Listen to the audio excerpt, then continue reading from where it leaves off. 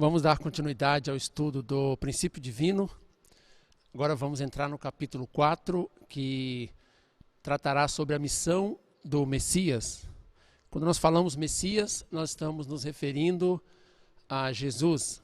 Então, após a queda, como nós já vimos, Deus trabalhou e preparou o caminho durante 4.000 anos bíblicos e depois enviou o Messias. O plano de Deus para a época de Jesus era que ele deveria resolver todos os problemas que a queda trouxe para a humanidade, como, por exemplo, as naturezas decaídas, os pecados, como nós já estudamos na queda do homem. Mas a situação hoje, depois de 2.000 anos da passagem de Jesus pela Terra, ainda continua a mesma situação. O ser humano continua com o pecado original, o ser humano continua com naturezas decaídas, e o reino do céu na Terra ainda não está estabelecido.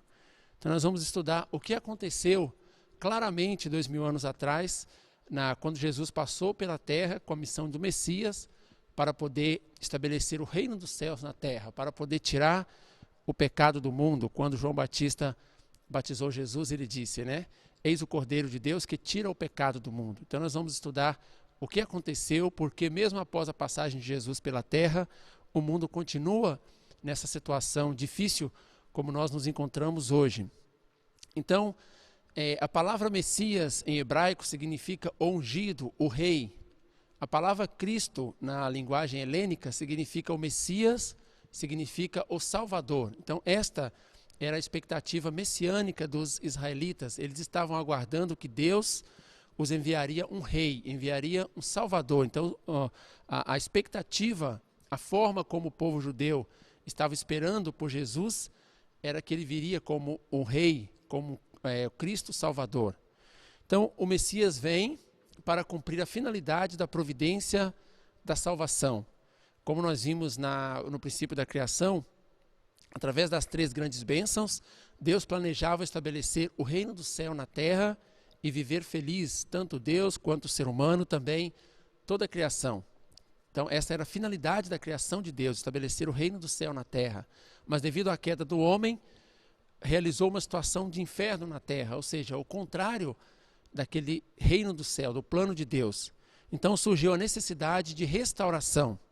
Então, para que é a restauração? A restauração é para realizar, mais uma vez, a finalidade da criação que não foi realizada. Então Deus ele quer restaurar o reino do céu na terra. Então, quando Jesus veio na posição de Messias, ele veio para cumprir a finalidade da providência da salvação de Deus. Ele veio para realizar 100%, realizar completamente o reino dos céus na terra.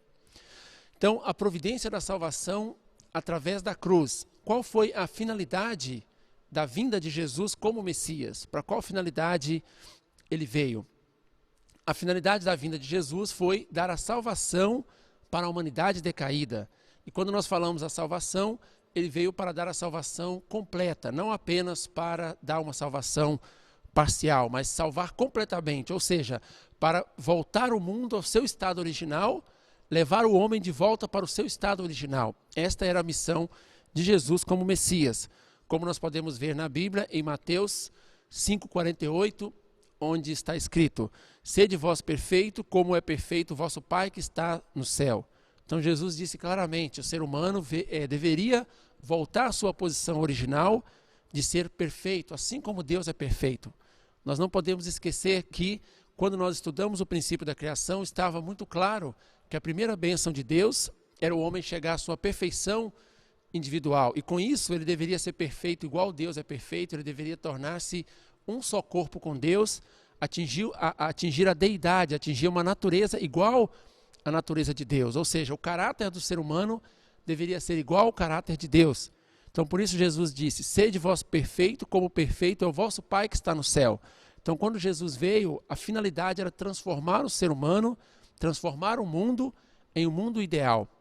Também Mateus 6,10, Jesus mandou que seus discípulos orassem para que a vontade de Deus fosse feita assim na terra como no céu. Então, primeiramente, Jesus iria realizar o reino dos céus na terra e depois no céu. Então, se Adão e Eva não tivessem caído, se eles tivessem estabelecido aquele fundamento de 4 posições vitorioso, centralizado em Deus, e a partir daí tivesse multiplicado seus filhos, depois para a sociedade, expandido para nações e para o mundo, teria estabelecido o reino do céu na terra, como nós podemos ver a referência de Mateus 6,10 e Mateus 4,7, onde Jesus falou sobre a chegada do reino dos céus. Mas devido à queda, isso não aconteceu. O fundamento de 4 posições, ele foi centralizado em Satanás e não em Deus, como nós já estudamos no capítulo 2. Então, ao contrário de multiplicar bons frutos, bons filhos, Adão e Eva multiplicaram maus frutos, maus filhos, e a partir daí expandiu para uma má sociedade, uma má nação e um mau mundo. Então, uma situação de inferno foi estabelecida na terra, ao contrário do reino do céu. Então, tanto no céu, tanto na terra quanto no mundo espiritual, foi estabelecida essa situação de inferno. Então, é necessário que aconteça uma restauração. Então, Jesus veio com esta finalidade, restaurar este mundo decaído, que parece uma situação de inferno na terra, para a situação de reino do céu na terra, que Deus tinha planejado no início. Então, qual que seria a característica do homem aperfeiçoado, ou seja, a característica dos cidadãos do reino do céu? Essas pessoas teriam um só corpo com Deus. Cada indivíduo, cada pessoa que viver no reino do céu, deveria sentir exatamente o que Deus sente e possuir a deidade, que significa uma natureza igual a de Deus, o caráter igual de Deus. Essa pessoa vive de acordo com a vontade de Deus e essa pessoa não tem o pecado original. Por isso, ela não precisa de redenção, não precisa de um Salvador, também não precisa de uma vida de oração para o arrependimento e também não precisa de uma vida de fé. E, além disso, essa pessoa também multiplica filhos sem pecado original. E esses filhos sem pecado original também não precisam de redenção, não precisam de Salvador. Então Jesus veio para transformar o mundo neste reino dos céus. Ele veio para transformar o ser humano em homem aperfeiçoado, ou seja, transformar toda a humanidade em verdadeiros cidadãos do reino dos céus. Então nós devemos entender, será que a providência da salvação foi realizada, foi completada através da redenção pela cruz? Depois que Jesus passou pela cruz, será que completou esta providência da salvação? O ser humano voltou para o seu estado original? Então, será que cumpriu a finalidade da criação? Será que a natureza original da criação foi restaurada no ser humano? Será que foi realizado o reino do céu na terra? Quando nós comparamos a situação do ser humano ideal, que é um só corpo com Deus, sem pecado original, e multiplica filhos sem pecado original, com a situação atual do ser humano, nós percebemos que não foi estabelecido, não foi realizado 100% a meta que Jesus veio realizar na terra, que é a providência da salvação. Nenhuma pessoa experimentou o próprio coração de Deus e nem teve a mesma deidade de Deus. Não houve santo algum que não necessitasse de redenção do pecado. Como nós vemos em Romanos 7, 18 ao 25, o próprio apóstolo Paulo ele explica que, por um lado, ele quer fazer a coisa certa, mas por outro lado, ele vê uma outra força que está direcionando para fazer o mal, para fazer coisas erradas. Então, comparando a situação do ser humano com a situação do homem aperfeiçoado, nós percebemos que, mesmo após a crucificação de Jesus, a providência da salvação não foi completada. Todos os pais, por mais devotos que sejam, eles não podem gerar um filho sem o pecado original. Então o pecado original continua sendo transmitido de geração em geração. Nenhuma pessoa pode se tornar perfeita igual Deus é perfeito, como está escrito em Mateus 5,48. Então a conclusão que nós chegamos é que a situação do ser humano atualmente, nós podemos perceber que através da cruz não foi possível eliminar o pecado original e também não restaurou perfeitamente a natureza original do ser humano.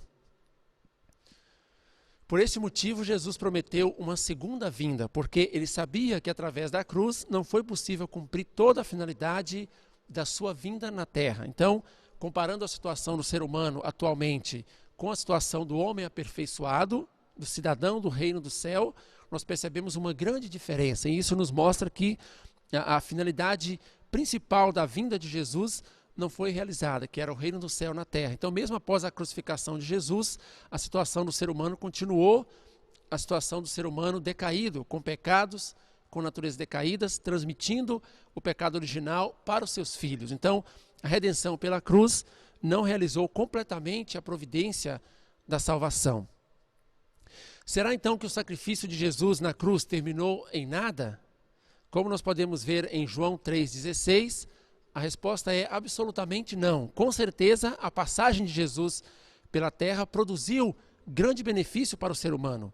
Está escrito em João 3,16, porque Deus amou o mundo de tal maneira que deu o seu Filho único, seu Filho unigênito, para que todo aquele que nele crê não pereça, mas tenha vida eterna. Então, de maneira alguma, nenhuma pessoa pode dizer que o sacrifício de Jesus na cruz não teve valor ou não terminou, ou terminou em nada.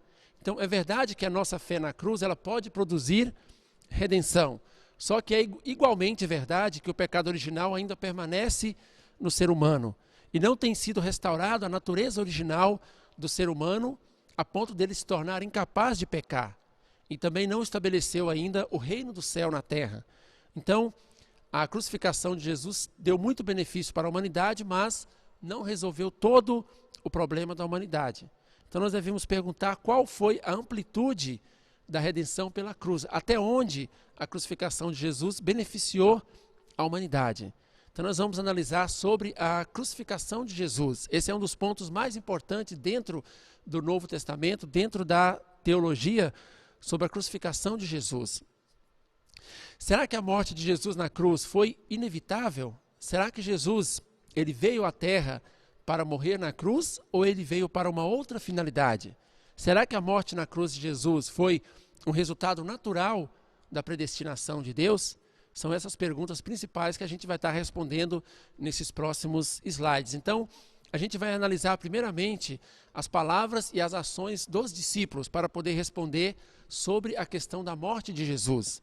Então, de acordo com as palavras e as ações dos discípulos de Jesus, nós podemos perceber que após a sua morte, a sua crucificação, eles tinham um sentimento comum, eles estavam magoados e mortificados, e eles estavam indignados contra a ignorância do povo que havia crucificado Jesus.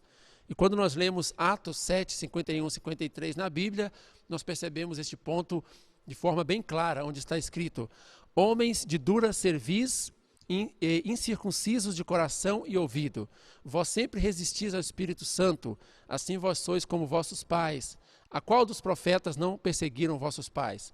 Até mataram os que anteriormente anunciaram a vinda do justo, do qual vós agora fostes traidores e homicidas, vós que recebestes a lei por ordenação dos anjos e não aguardaste. Então aquele sentimento de indignação, magoado, mortificados que os discípulos de Jesus estavam, eles chamaram aquelas pessoas que crucificaram Jesus de traidores e de homicidas. Então, de acordo com essas palavras de Jesus, nós podemos começar a entender sobre aquelas perguntas, né? Será que a morte de Jesus na cruz era realmente inevitável? Será que ele veio para a morte ou ele veio para outra finalidade?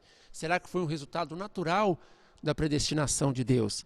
Quando nós olhamos uma outra evidência, outro ponto importante sobre a providência de Deus, nós podemos perceber que desde Abraão, passando por Moisés, Salomão, até a época de João Batista, Deus fez um trabalho bem concreto, bem minucioso de preparação para o Messias. Então Deus os educou, protegeu e disciplinou o povo escolhido e enviou profetas para poder preparar a vinda do Messias, que era Jesus. Então Deus fez todo um trabalho providencial, preparando para poder enviar Jesus, que era o Messias substancial. Então Deus, ele fez todo esse trabalho porque ele queria que as pessoas aceitassem, recebessem bem Jesus.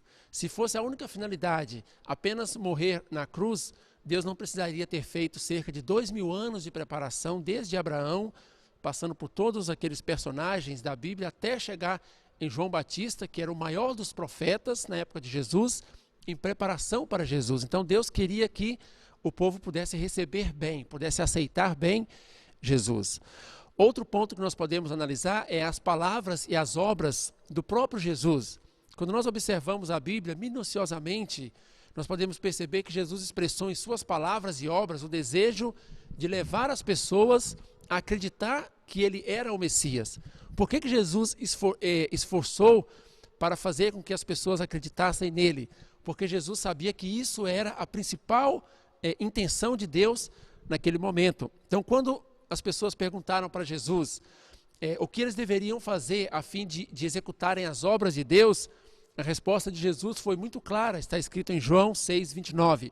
A obra de Deus é esta, que acrediteis naquele que ele enviou. Então está muito claro, Jesus estava esforçando para que as pessoas acreditassem nele, porque a intenção de Deus, a vontade de Deus, assim como nós já vimos, Deus preparou todo um trabalho providencial a fim de que as pessoas pudessem aceitar, a fim de que as pessoas pudessem acreditar em Jesus. Então Jesus, não encontrando ninguém a quem apelar, chorou sobre a cidade de Jerusalém e indicou claramente a ignorância do povo que estava impedindo deles acreditarem nele. Quando nós lemos Lucas 19, do 41 ao 44, está expressando: tu não conheceste o tempo de tua visita. Jesus falou claramente, né, que Jerusalém não estava reconhecendo o tempo que ele estava sendo visitado. E visitado por quem? Visitado por Jesus. Jesus também lamentou-se pela descrença e obstinação do povo, dizendo em Mateus 23:37, Jerusalém, Jerusalém, que mata os profetas e apedreja os que te são enviados. Quantas vezes quis eu ajuntar os teus filhos, como a galinha ajunta a sua ninhada debaixo das asas, e tu não quiseste. Então, de acordo com essas palavras, nós podemos perceber qual era o tipo de recepção que as pessoas estavam fazendo para Jesus, quando ele disse que quantas vezes eu quis cuidar de vocês, quantas vezes eu quis juntar, assim como a galinha junta a ninhada debaixo das asas, ou seja, quantas vezes Jesus quis proteger, quis cuidar, e ele termina dizendo, e tu não quiseste. Então está indicando que as pessoas estavam descrentes e estavam ignorantes com relação a Jesus, não estavam entendendo e aceitando Jesus como Deus tinha planejado. Jesus censurou a sua ignorância que os impedia de acreditar nele, mesmo quando liam as Escrituras que davam testemunho sobre ele, e disse com grande tristeza, em João 5:39 ao 40, Jesus disse, examinais as Escrituras, porque cuidais ter nela a vida eterna, e são elas que de mim testificam, e não quereis vir a mim para terdes vida. Então as pessoas, elas, mesmo estudando as palavras da Bíblia, estudando as Escrituras, as pessoas não estavam conseguindo compreender sobre Jesus, não estavam conseguindo entender sobre Jesus. E também disse com grande dor, em João 5:43 ao 46, vim em nome de meu Pai e vós não me recebeis. Então ele disse claramente, eu vim em nome de Deus, eu vim enviado por Deus e vocês não me receberam. Então, de acordo com essas palavras de Jesus, fica muito claro que as pessoas não estavam cumprindo com a intenção de Deus, que era aceitar Jesus. Se acreditasseis em Moisés, acreditaríeis em mim, pois de mim escreveu ele. Quando as pessoas começavam a comparar as palavras de Moisés, as palavras que estavam na Bíblia, no Antigo Testamento, com as ações e palavras de Jesus, Jesus disse claramente, se vocês realmente estivessem acreditando em Moisés, vocês também deveriam acreditar em mim, porque de mim escreveu ele. Então essas passagens mostram claramente que as pessoas não estavam entendendo, não estavam aceitando Jesus naquela época. Jesus realizou muitos milagres e sinais na esperança de que pudesse restaurar a fé do povo. Então, como as pessoas não estavam acreditando nas palavras e na própria vida de Jesus, ele começou a realizar sinais e milagres com expectativa de que o povo pudesse acreditar. Então Jesus esforçou até o fim para que as pessoas pudessem acreditar nele, porque essa era a intenção de Deus, como nós vimos em algumas passagens anteriores, que Jesus disse claramente, a obra de Deus é que vocês acreditem naquele que ele enviou. Então Jesus começou a realizar milagres na esperança de recuperar a fé do povo. João 10:38, se não credes em mim, credes nas obras, para que conheçais e acreditais que o Pai está em mim e eu no Pai. Ou seja, através das obras de Jesus, Jesus queria que as pessoas acreditassem que Deus o tinha enviado como Messias. Então Jesus começou a fazer muitas coisas, como curar as pessoas, fazer vários tipos de milagres e sinais importantes para poder recuperar a fé do povo que estava falhando naquele momento. Contudo, eles o condenaram como alguém que estava possesso por Beelzebul, ao passo que viam as maravilhas operadas por ele. Então, quando Jesus fazia as suas maravilhas, os seus milagres, como, por exemplo, expulsava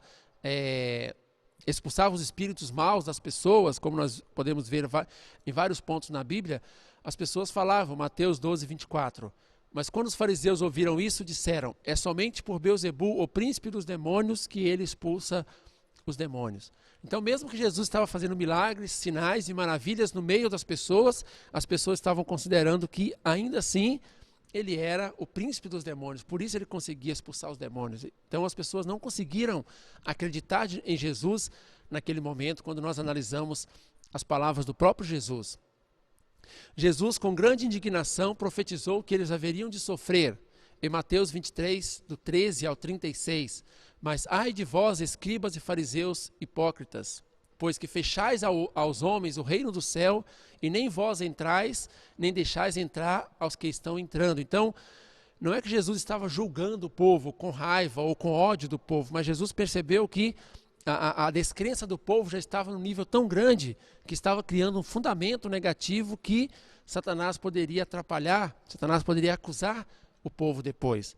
Então ele explicou que as pessoas estavam fechando o reino dos céus, não só para si mesmos, mas também para as pessoas que estavam querendo entrar no reino dos céus. Então, de acordo com essas palavras de Jesus, nós podemos perceber claramente que a intenção de Deus era levar o povo a acreditar em Jesus. Por isso, lá em João 6,29, está escrito claramente: a obra de Deus é que acredite naquele que ele enviou.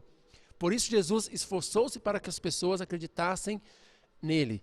Então, se o povo judeu, se os judeus tivessem seguido a vontade de Deus e tivessem acreditado em Jesus, como era a intenção de Deus, que está escrito em João 6,29, seria impossível eles terem crucificado Jesus. Então nós chegamos a uma conclusão importante, que a morte de Jesus na cruz não foi uma predestinação de Deus para realizar a finalidade total da sua vinda como Messias, mas a morte de Jesus na cruz, ela foi o resultado da ignorância e da descrença do povo judeu. Então, respondendo àquela pergunta que nós fizemos anteriormente, será que a morte de Jesus na cruz era inevitável? Não, não era inevitável. Na verdade, a intenção de Deus é que Jesus viesse para realizar o reino dos céus e não para passar pelo caminho da cruz. Então, Jesus veio para outra finalidade, não era um resultado natural da predestinação de Deus, mas pelo contrário, foi devido à ignorância e à descrença do povo que não conseguiu entender, não conseguiu aceitar que Jesus era o Messias naquele tempo. Se a morte de Jesus na cruz fosse predestinação de Deus, como poderia o próprio Jesus, que é santo, o próprio Jesus que é um homem aperfeiçoado, que é um só corpo com Deus e sente exatamente o que Deus sente, como poderia o próprio Jesus ter orado até 3 vezes para que o cálice da morte passasse dele? Em 3 momentos na Bíblia, Jesus pediu para Deus, como nós podemos ver em Mateus 26, 39, meu Pai, se é possível, passa de mim este cálice. Então Jesus, que era um só corpo com Deus, ele estava pedindo para Deus, se é possível, evite a morte na cruz. Então algumas pessoas interpretam isso, que Jesus, como um ser humano, que tem o corpo físico igual nós, Jesus estava com medo de passar pela cruz. Jesus estava com medo, por exemplo, da dor física e etc.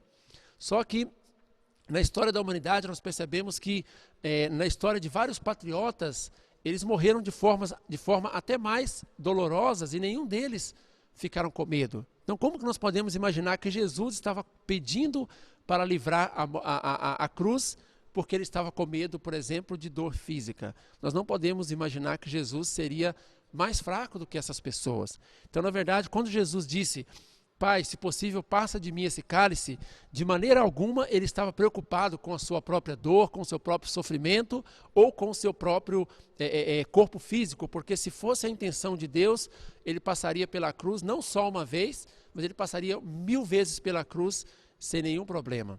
Então Jesus estava preocupado com 3 pontos muito importantes.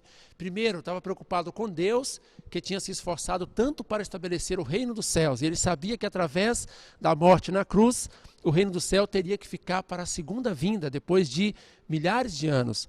Ele também estava preocupado com o ser humano, que haveria de prolongar o seu sofrimento até a segunda vinda do Messias. E também estava preocupado com o próprio povo de Israel, que não estava aceitando, porque eles haveriam de sofrer imensa perseguição, como nós sabemos que aconteceu depois com o povo judeu. Então Jesus, por esses 3 pontos, por Deus, pelo ser humano e pelo povo de Israel, ele pediu para Deus que, se fosse possível, evitasse a morte na cruz. Mas naquele momento, quando ele passou pela cruz, nem pelo poder de Deus era possível mais evitar que ele passasse. Então nós vamos entender o que aconteceu, porque mesmo o povo, porque depois da morte de Jesus na cruz, o povo de Israel, ele acabou declinando, a nação de Israel, o povo judeu, não desenvolveu como uma nação que recebeu o Messias e fez a vontade de Deus.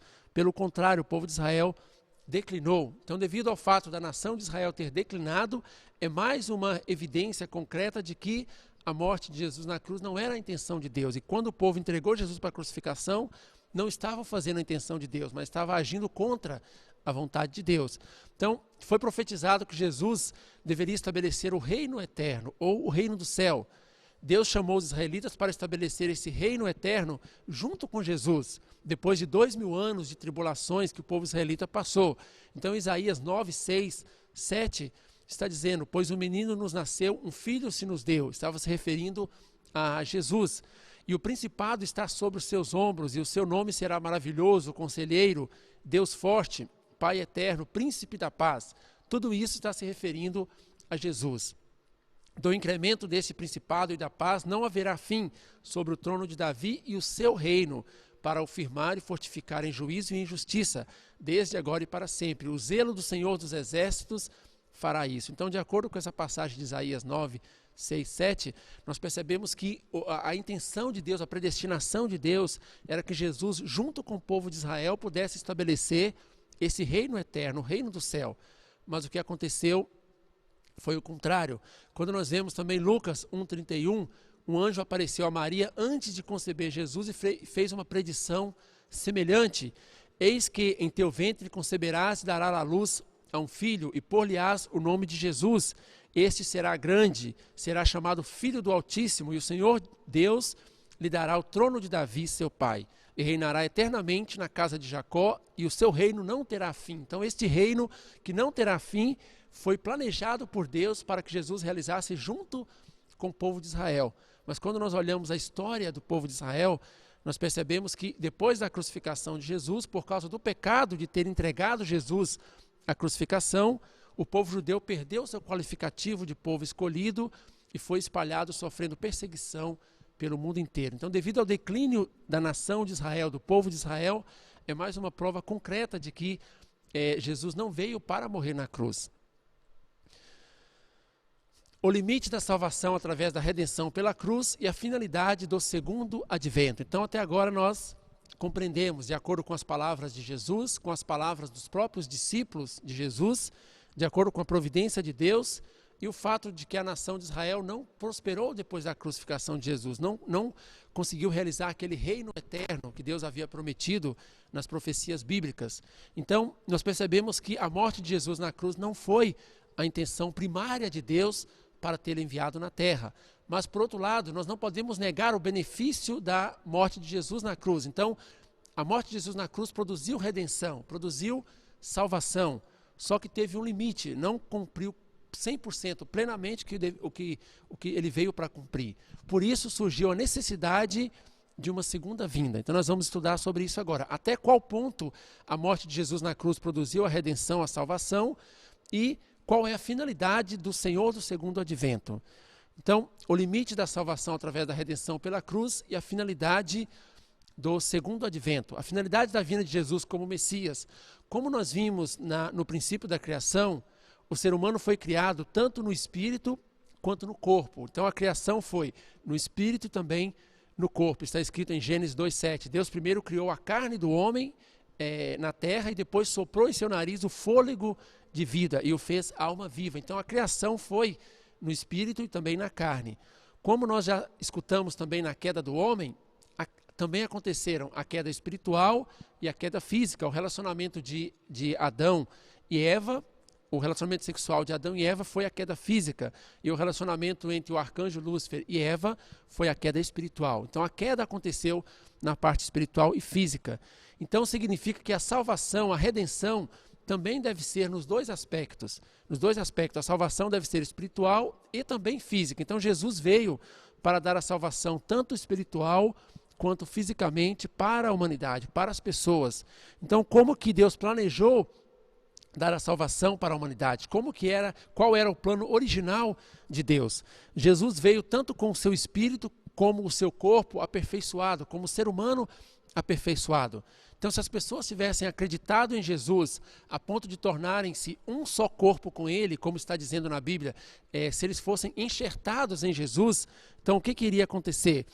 Jesus veio na carne para dar a salvação tanto física quanto espiritual. Então, através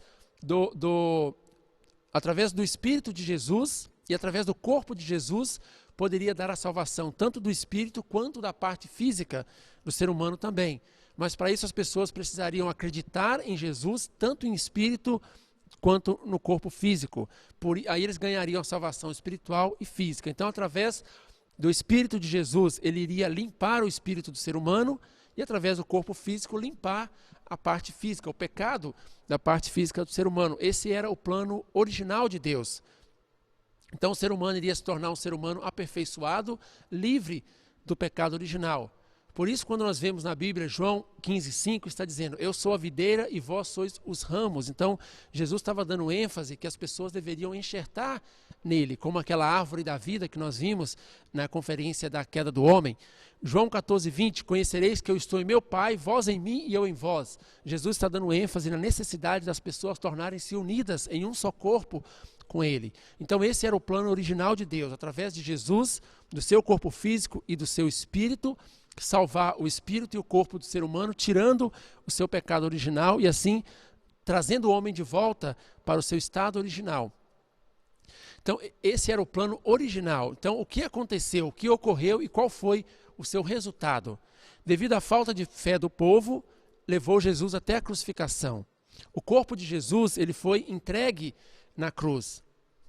Então, a salvação física não foi possível realizar, apenas o fundamento para a salvação espiritual foi realizada e a salvação física não foi possível. Então, apenas a salvação espiritual não eliminou o pecado original do ser humano e o ser humano continua gerando filhos com o pecado original, porque o nosso corpo físico ainda está exposto à invasão de Satanás devido ao pecado original.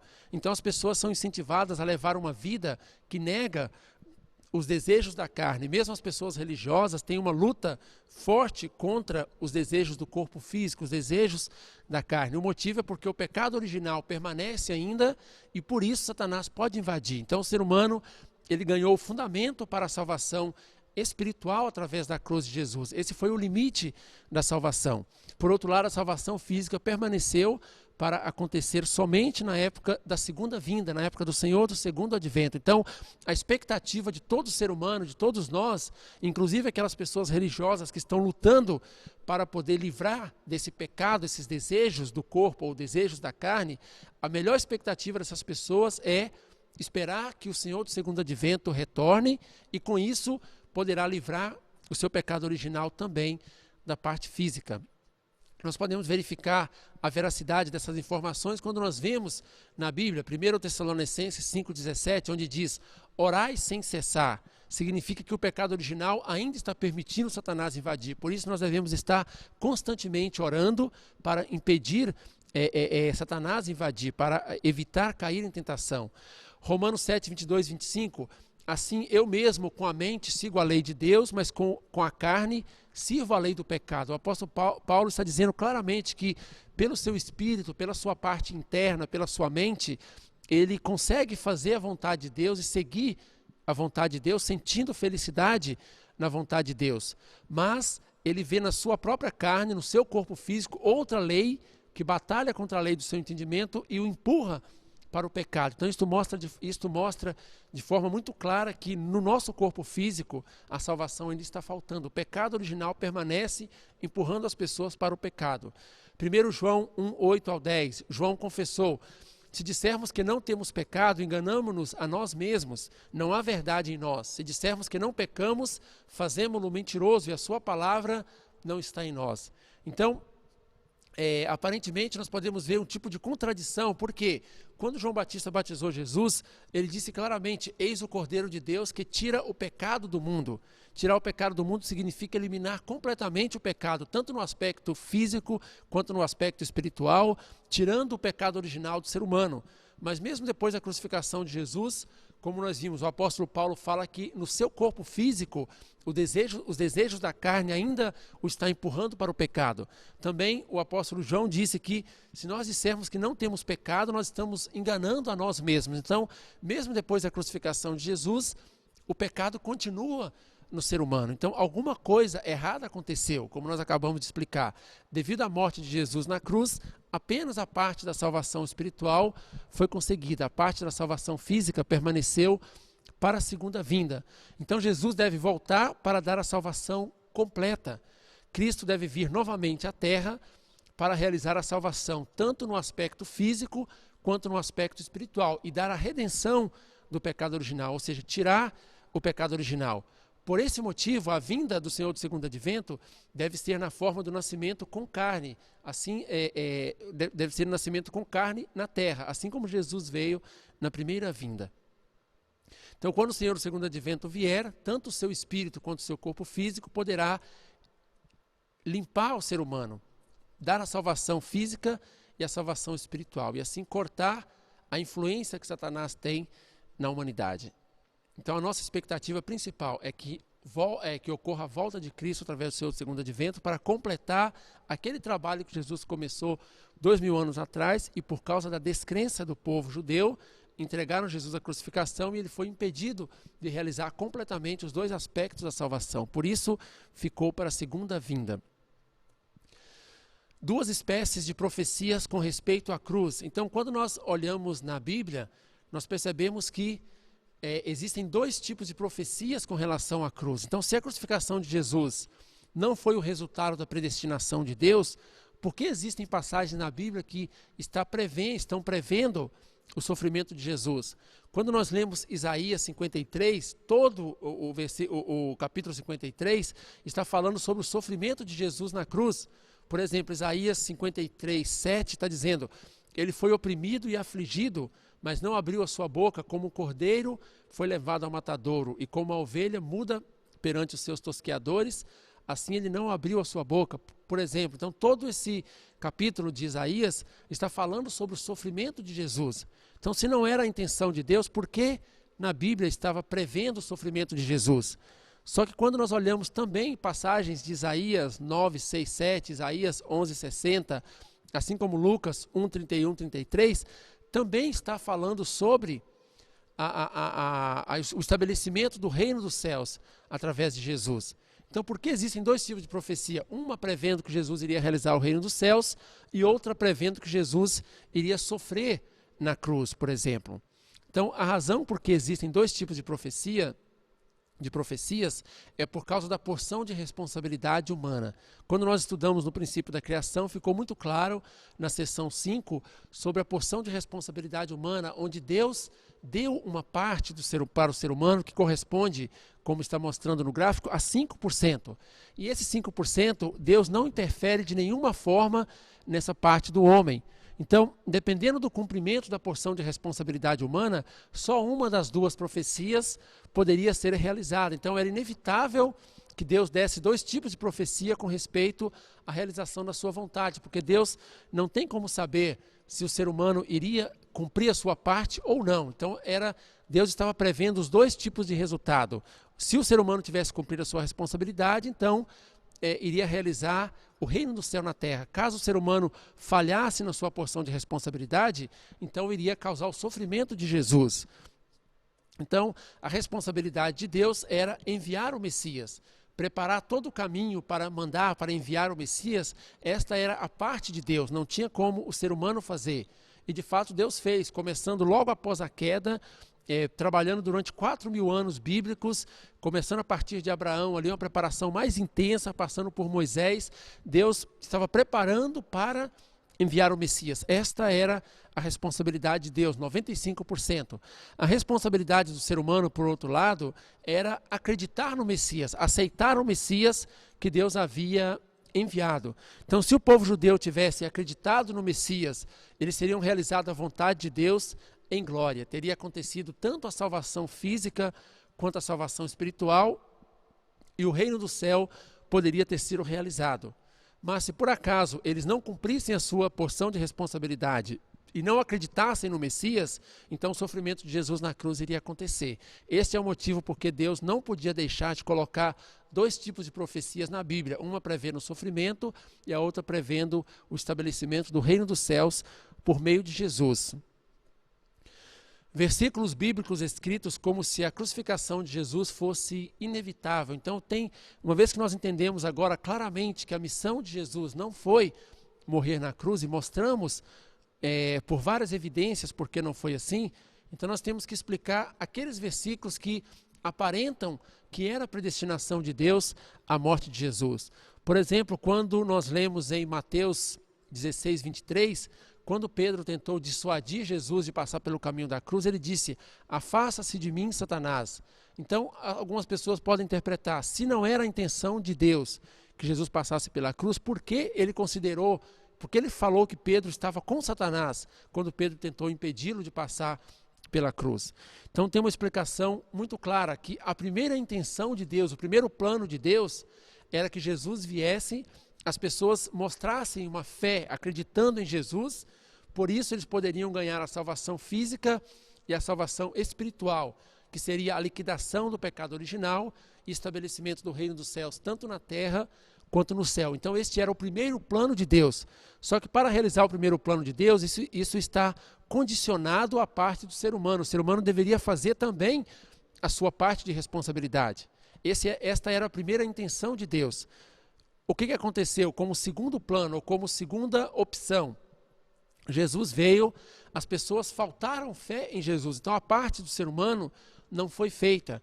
Então, se mesmo assim Jesus desse a sua vida por nós, passando pela cruz, pelo menos o fundamento da salvação espiritual seria realizado, mas a salvação física não seria feita naquele momento. Então, como o povo já havia faltado fé em Jesus, naquela altura não tinha mais como recuperar essa falta de fé do povo, então Satanás estava tentando realizar um terceiro caso, que seria, mesmo estando Jesus aqui na terra, as pessoas iriam faltar fé e iria fracassar o caminho da cruz. Então, o ser humano não iria receber nem a salvação espiritual e nem a salvação física. Então, entre os três casos, o original é que Deus queria que fosse realizado o primeiro plano de Deus, salvação física e espiritual, mas isso dependia da fé do povo também. Deus não podia realizar apenas pelo seu poder, pelo seu amor. Como o povo faltou a fé, Deus tentou realizar pelo menos a parte da salvação espiritual. E para isso, Jesus tinha que entregar o seu corpo na cruz, para poder realizar esse segundo plano. Então, naquele momento, a providência já tinha mudado. O plano já não dava mais para realizar o primeiro plano, tinha que mudar para o terceiro plano.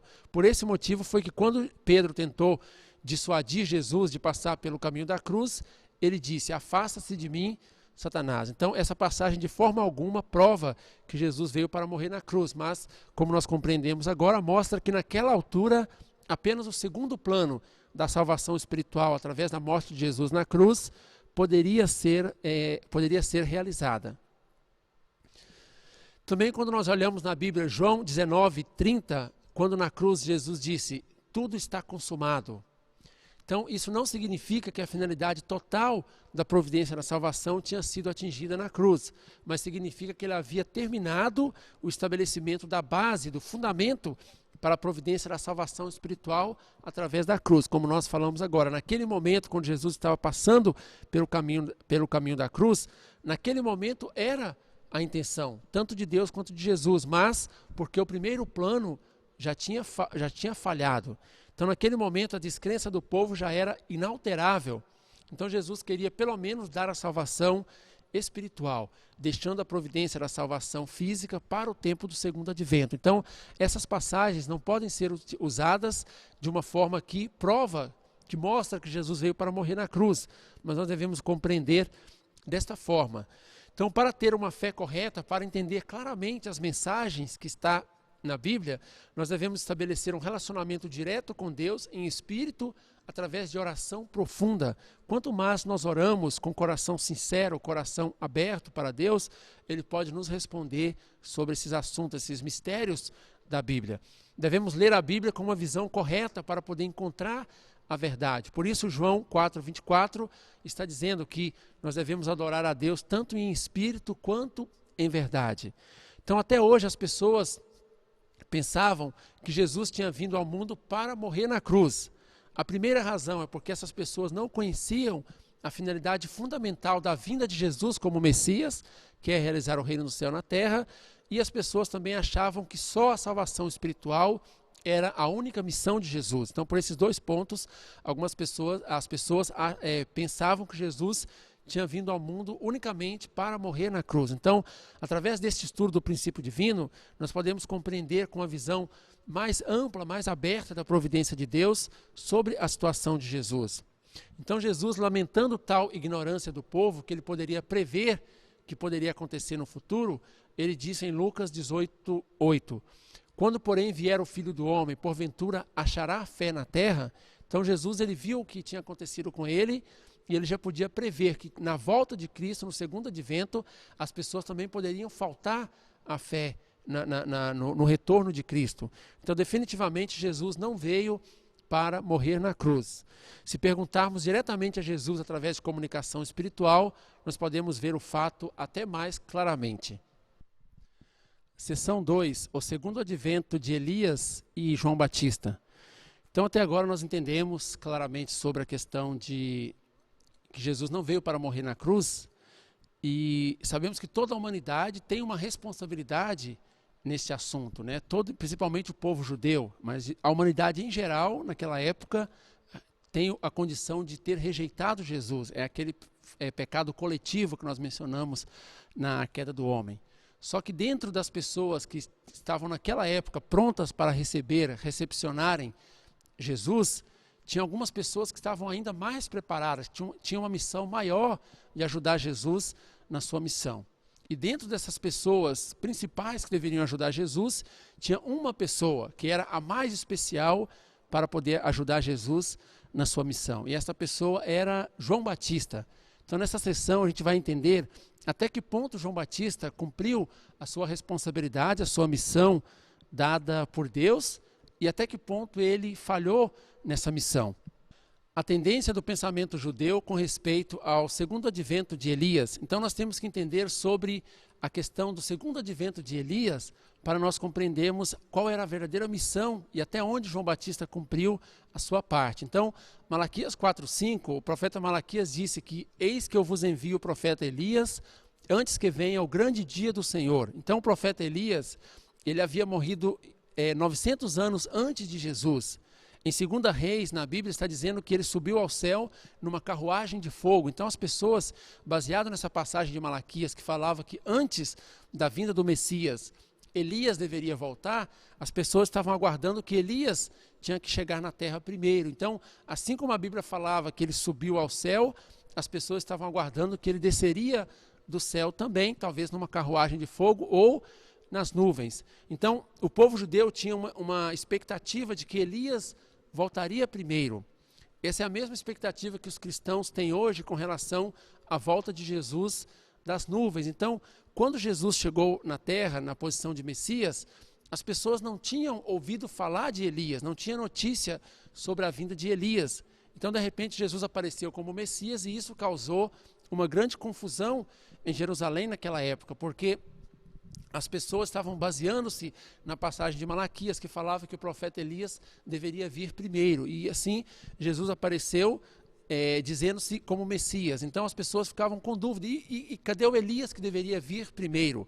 Então os discípulos de Jesus, eles eram confrontados sobre esse assunto. Como nós podemos ver aqui em Mateus 17, 10, 13. E os discípulos o interrogaram, dizendo: por que dizem então os escribas que é mister que Elias venha primeiro? E Jesus respondendo, disse-lhes: em verdade, Elias virá primeiro e restaurará todas as coisas. Mas digo-vos que Elias já veio e não o conheceram, mas fizeram-lhe tudo o que quiseram. Assim farão eles também padecer o Filho do Homem. Então entenderam os discípulos que Jesus lhes falara de João Batista. Então, quando os discípulos perguntaram para Jesus sobre o Elias que deveria vir primeiro, Jesus falou que João Batista era o Elias que deveria vir. Então, para os discípulos de Jesus que tinham união de coração com Jesus, estavam próximos de Jesus, era fácil acreditar simplesmente na palavra, na afirmação de Jesus. Mas aquelas pessoas que estavam duvidando de Jesus, eles foram perguntar para João Batista se ele era realmente aquele Elias que Jesus tinha falado. E como nós podemos ver na Bíblia, João 1:21, o próprio João negou ser o Elias. E perguntaram-lhe, então quem és, pois? És tu Elias? Ele disse, não sou. És tu profeta? Ele respondeu, não. Então essa dúvida, esta negação de João Batista causou a descrença do povo e acabou levando Jesus para a crucificação. Então, diante dessa negação de João Batista, dizendo que não era o Elias, mesmo após Jesus ter indicado que ele era o Elias, levou o povo judeu a uma situação muito difícil. Então, qual foi o caminho, a situação do povo judeu naquele momento? Eles ficaram com um dilema para resolver. Então, de acordo com as palavras de Jesus, ele estava dizendo que João Batista é o Elias. Mas João Batista tinha dito que não, eu não sou o Elias. Então, nas palavras de quem eles deveriam acreditar naquele momento? Isso dependia de qual dos dois parecesse mais digno de fé aos olhos do povo. Então, quando a gente compara a visão do povo com relação a Jesus e a visão do povo com relação a João Batista, nós podemos compreender em qual dos dois era mais fácil eles acreditarem naquela época. Quando nós olhamos a situação de Jesus, como Jesus se parecia aos olhos do povo judeu daquela época. Jesus ele parecia ser um jovem pobre e ignorante. É assim que as pessoas viam Jesus naquele tempo. Inclusive, tem passagem na Bíblia que eles questionam como Jesus pode saber letras, uma vez que ele não estudou. Então, era um jovem pobre, parecia ser um jovem ignorante aos olhos do povo. Também ele parecia ser um blasfemador de Deus quando ele dizia que eu sou filho de Deus, quando ele dizia que aquele que quer ver Deus, olhe para mim. Então, essas afirmações de Jesus que para nós hoje, nós sabemos que claramente faz sentido pelo fato de Jesus ser o Filho de Deus, ser um com Deus, pode até ser chamado de Deus tranquilamente, mas para as pessoas daquela época isso parecia uma blasfêmia muito forte.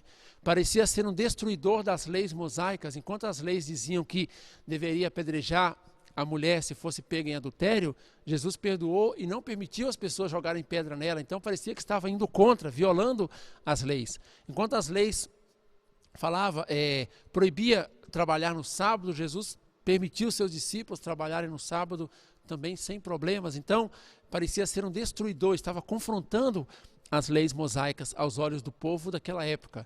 Ele parecia ser um destruidor da moralidade. Tem aquela passagem onde Jesus permitiu a mulher adúltera lavar os seus pés e secar com o cabelo. Então as pessoas vendo essa situação, as pessoas não poderiam acreditar de forma fácil em Jesus. Então ele parecia ser um jovem pobre e ignorante, parecia ser um blasfemador de Deus aos olhos do povo, parecia ser um destruidor das leis mosaicas e um destruidor da moralidade na sociedade naquela época. E como as pessoas viam João Batista, como João Batista se parecia aos olhos do povo. João Batista era filho de Zacarias, o sumo sacerdote, ele era de uma família distinta, uma família famosa. João Batista teve milagres no seu nascimento. João Batista levou uma brilhante vida de fé e disciplina no deserto, tanto é que as pessoas até pensavam que ele poderia ser o Messias. Então, comparando a maneira que as pessoas estavam vendo Jesus e a maneira com que eles estavam vendo João Batista, era muito mais fácil eles acreditarem em João Batista. Então, aquela situação conflitante que as pessoas estavam, que Jesus disse que João Batista era o Elias e ele disse que eu não sou.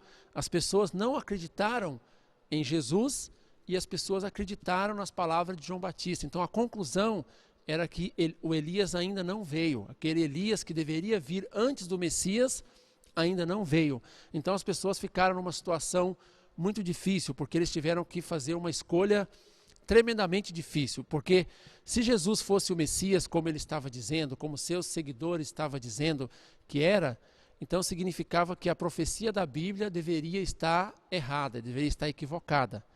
Por outro lado, como a Bíblia diz que o Messias vem apenas depois de Elias, e João Batista disse que ele não é o Elias, portanto o Elias ainda não veio, significa que Jesus então seria um falso Messias.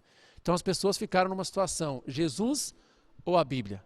Ficaram nesse dilema para resolver devido a essa negação de João Batista. Como as pessoas não podiam ignorar a profecia da Bíblia, eles foram compelidos à descrença em Jesus. Mas tudo foi desencadeado com esse não, com essa negação de João Batista. Então nós vamos entender sobre a descrença de João Batista. Por que ele disse que não era o Elias? Porque ele não cumpriu essa parte importante da sua missão perante Jesus.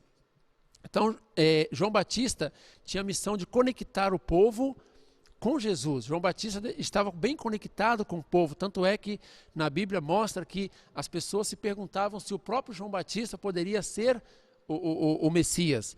Então João Batista tinha o coração do povo, ele já tinha conquistado o povo. E João Batista deveria unir com Jesus, então poderia levar o povo para Deus. Como o povo respeitava bastante João Batista, se ele tivesse declarado que ele era o Elias, todo o povo poderia ter vindo para Jesus. Então aquele não de João Batista acabou desligando não só João Batista, mas desligando o próprio povo de Jesus também. Então até o fim, João Batista negou ser o Elias. Esta foi a causa principal que fechou o caminho do povo para poder conectar com Jesus. Então João Batista, quando nós olhamos essas passagens da Bíblia, nós podemos perceber que ele sabia de certa forma que ele era o Elias, ou que ele estava cumprindo a missão de Elias. Em João 1:23, João Batista disse: eu sou a voz do que clama no deserto, endireitarei o caminho do Senhor, como disse o profeta Isaías. Lembrando o que Isaías tinha dito, Isaías disse que antes que o Messias viesse, Elias deveria vir primeiro para preparar o seu caminho, e o próprio João Batista está dizendo, assim como Isaías já disse, eu estou aqui para preparar o caminho do Senhor. Então, João Batista sabia claramente sobre a sua missão de Elias.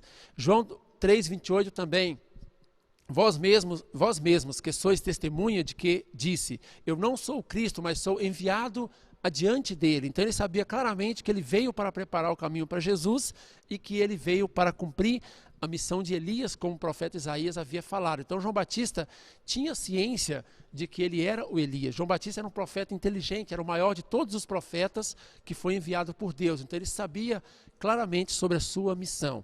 Então ele deveria ter declarado que era o Elias, mesmo que naquele momento ele tivesse com um pouco de dúvida, devido ao fato de Jesus ter dito que ele era o Elias, ele deveria ter declarado que ele era o Elias também. Então, quando João Batista negou o testemunho de Jesus, que estava dizendo que ele era o Elias, isso causou grande tristeza de Jesus para com João Batista, porque ele estava vendo que João Batista estava falhando, e também causou uma tristeza de Deus, vendo Jesus nessa situação tão complicada. Deus já podia prever o que iria acontecer com Jesus logo após essa negação, essa descrença por parte de João Batista.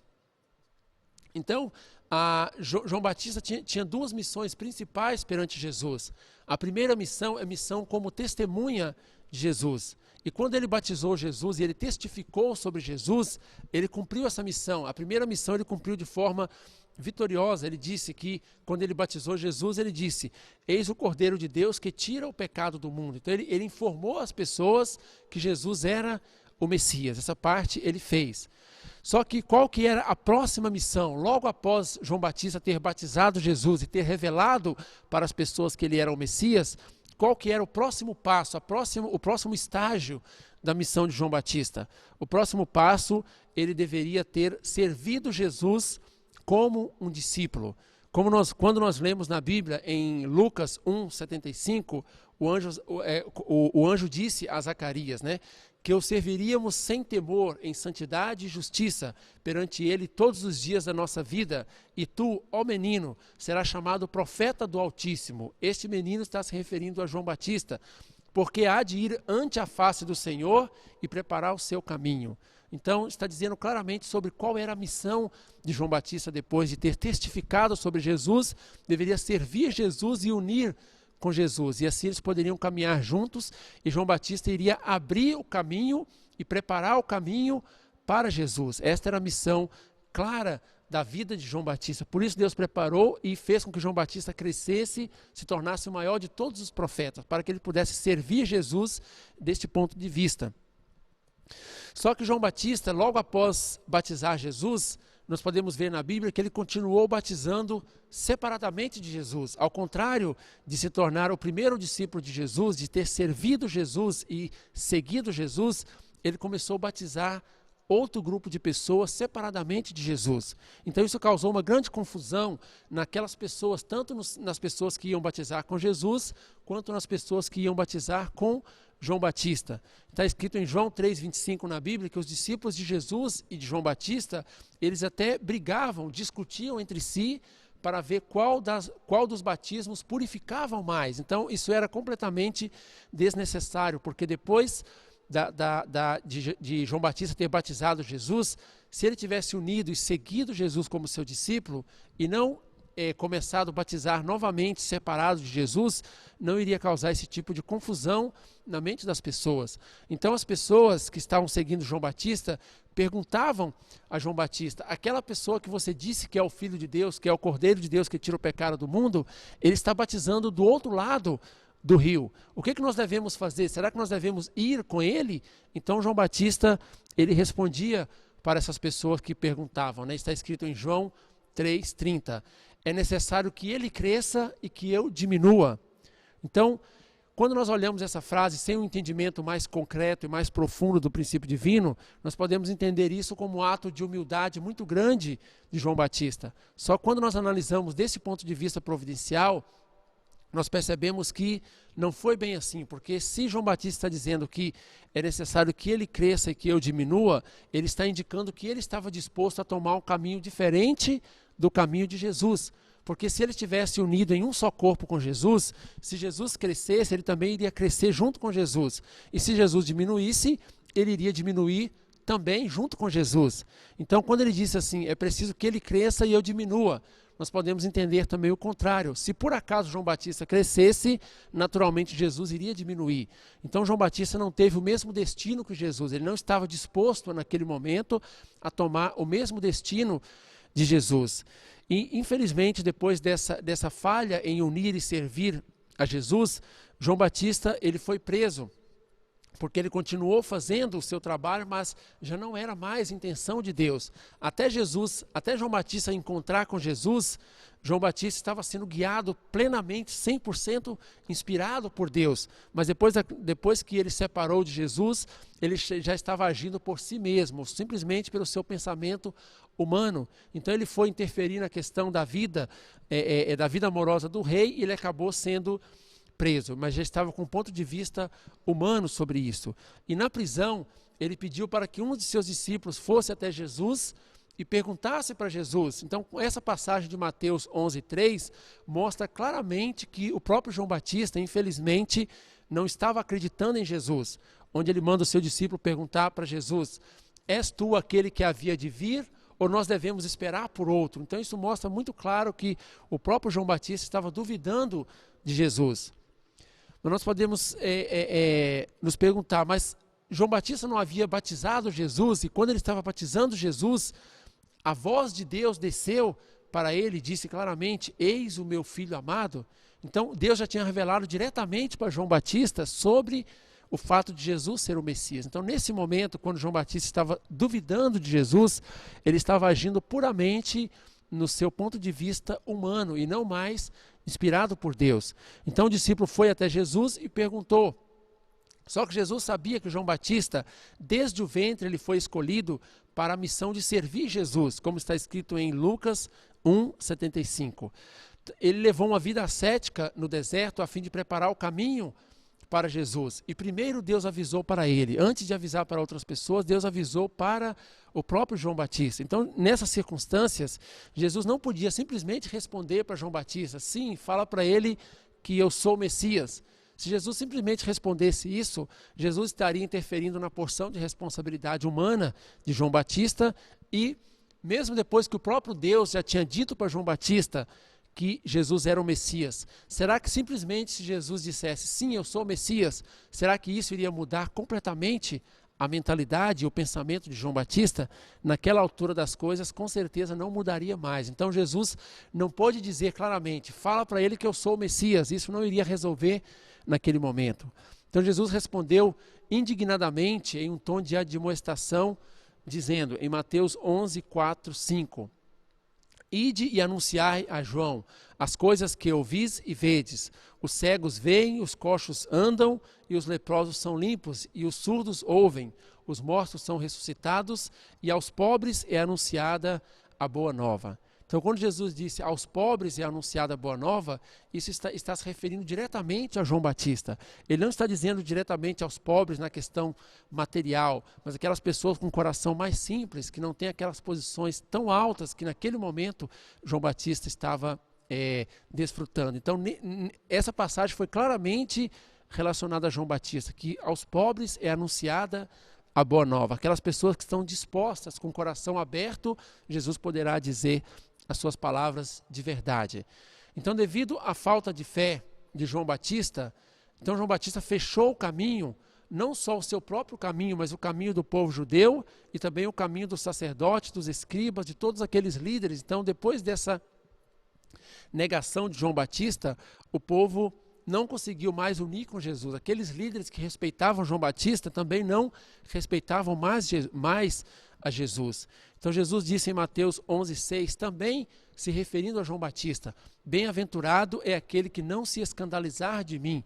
Jesus está dizendo claramente que João Batista estava escandalizando dele. Então Jesus predisse o destino de João Batista, dizendo indiretamente que aquele que escandalizasse dele não poderia desfrutar da bem-aventurança, por maior que ele fosse. Então, nessa passagem fica muito claro que houve este ponto, de falha. Então, depois da negação de João Batista, do povo judeu, da negação dos líderes judeus, Jesus saiu vagando pela costa marítima da Galileia e juntando para seus seguidores, pescadores, publicanos, meretrizes. Então, o primeiro trabalho que Deus tinha intenção era que João Batista, aqueles líderes do povo judeu, pudessem unir com Jesus. Depois, as palavras de Jesus iriam chegar de forma mais fácil no mundo todo. Mas como esse caminho foi fechado, Jesus começou a pegar aquelas pessoas mais simples, aquelas pessoas que de alguma forma não estavam tão preparadas para segui-lo e para servir, mas não tinha outra opção. Então, naquele momento providencial, Jesus precisava mais de uma pessoa com capacidade de guiar 1000 pessoas, por exemplo, João Batista e outros líderes, do que 1000 pessoas que apenas o seguissem cegamente. Mas naquele momento não tinha como, Jesus tinha que procurar outros seguidores no meio das pessoas mais simples, porque as pessoas tinham falhado. Então, a missão de João Batista, ele tinha 5 missões principais. Era testificar sobre Jesus, quer dizer, testemunhar sobre Jesus, explicar para o povo que Jesus era o Messias. Essa parte ele fez, ele cumpriu. A segunda missão, que era ligar o povo a Jesus, João Batista acabou não fazendo. Deveria ser o primeiro discípulo de Jesus, ele também não fez. E deveria evangelizar com Jesus na vida e na morte, ele também não fez essas outras missões. Então, Mateus 11:11 está escrito, em verdade vos digo, Jesus disse, em verdade vos digo, que entre os que de mulher têm nascido, não apareceu alguém maior que João Batista, mas aquele que é o menor no reino do céu é maior do que ele. Então, essas palavras de Jesus estão indicando claramente que João Batista não cumpriu a sua missão 100%. João Batista testificou Jesus diretamente, então, desse ponto de vista, ele era o maior de todos, mas como ele falhou em servir Jesus naquilo que precisava, ele acabou se tornando o menor de todos. Então, infelizmente, devido a esta parte da missão de João Batista, que não foi feita completamente, isso dificultou muito o caminho de Jesus, e isso foi a principal causa que causou a crucificação de Jesus 2000 anos atrás. O motivo pelo qual João Batista era o Elias. Então, por que João Batista era o Elias? Por que Jesus disse que João Batista era o Elias? Está escrito em Lucas 1:17, quando o anjo Gabriel apareceu e disse para Zacarias, irá diante dele no espírito e virtude de Elias, para converter o coração dos pais aos filhos e os rebeldes à prudência, dos justos, com o fim de preparar ao Senhor um povo bem disposto. Então, está dizendo claramente, irá diante de Jesus no espírito e poder de Elias. Então, Elias, que havia morrido 900 anos atrás, perdeu o seu corpo físico antes de cumprir toda a sua missão. Então, o espírito de Elias estava trabalhando junto com João Batista. Então, o espírito de Elias desceu para João Batista e começou a cooperar com ele. Quando nós estudarmos sobre o capítulo da ressurreição, nós vamos entender claramente sobre essa questão da ressurreição pela segunda vinda. Então, procurou cumprir a sua missão inacabada. João Batista, ele era o segundo advento de Elias, tinha missão idêntica, e o espírito de Elias estava trabalhando diretamente com João Batista. E quando Jesus viu isso, Jesus disse claramente que João Batista era o Elias. Por isso que está dizendo em Lucas, né, que irá diante dele no espírito e no poder de Elias, no espírito e em virtude de Elias. Então, baseado em todas essas informações que nós vimos, qual que é a nossa atitude para com a Bíblia? Nós devemos encontrar o verdadeiro caminho da fé, tanto em espírito quanto em verdade. Nós devemos ler a Bíblia procurando o verdadeiro significado. Aquelas pessoas que têm sensibilidade de comunicação espiritual pode ver João Batista diretamente no mundo espiritual. Então, não seria um erro considerar que João Batista tivesse falhado se ele de fato tivesse cumprido a sua missão? Com certeza seria um erro. Da mesma forma, está certamente errado acreditar que João Batista tenha cumprido a sua missão quando de fato ele não fez, quando de fato ele falhou. Então, com esse slide, nós finalizamos essa parte, né, da missão do Messias, essa conferência da missão do Messias, esclarecendo sobre a questão da vinda de Jesus 2000 anos atrás. Claramente nós devemos entender e declarar e ver isso através da Bíblia, que Jesus não veio para morrer na cruz, mas a morte de Jesus na cruz foi a falha do povo em unir, devido à sua ignorância, em não compreender que ele era o Messias. Aprofundando mais, entendemos que por falta de João Batista ter cumprido plenamente a sua missão, dificultou ainda mais o caminho de Jesus, e por isso ele não pôde dar a salvação física e salvação espiritual, apenas criou o fundamento para a salvação espiritual da humanidade, e a salvação física ficou para a segunda vinda. Então, quando acontecer a segunda vinda, o Senhor do segundo advento também, com certeza, encontrará dificuldades na terra, assim como Jesus encontrou, mas o Senhor do segundo advento terá que realizar plenamente a salvação física e a salvação espiritual. Então, com isso, nós finalizamos essa conferência da missão do Messias. Muito obrigado a todos pela atenção.